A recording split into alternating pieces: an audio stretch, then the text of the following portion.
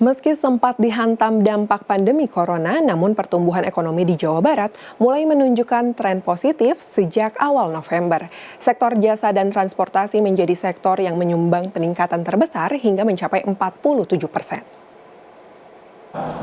Yang terdiri dari industri. Pandemi corona yang melanda seluruh daerah di Indonesia berdampak pada lesunya perekonomian. Meski sempat dihantam pandemi corona sejak Maret silam, namun lambat laun pertumbuhan ekonomi di Jawa Barat semakin membaik.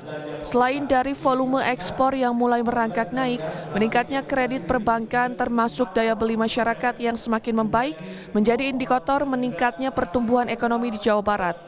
Tidak hanya itu, sektor jasa dan transportasi menjadi sektor yang paling tinggi menyumbang pertumbuhan ekonomi di Jawa Barat, yakni mencapai 47%. Meski pertumbuhan ekonomi berangsur membaik, namun Ridwan Kamil Senin siang mengaku pandemi corona berdampak negatif terhadap 500 dari 2.000 perusahaan manufaktur dan jasa di Jawa Barat yang terpaksa melakukan PHK terhadap karyawannya.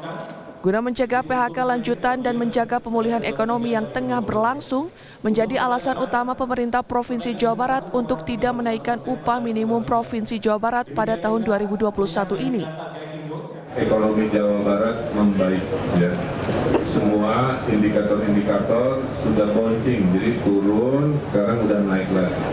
Ekspornya membaik, daya beli juga membaik, kredit di bank juga membaik dan lain sebagainya.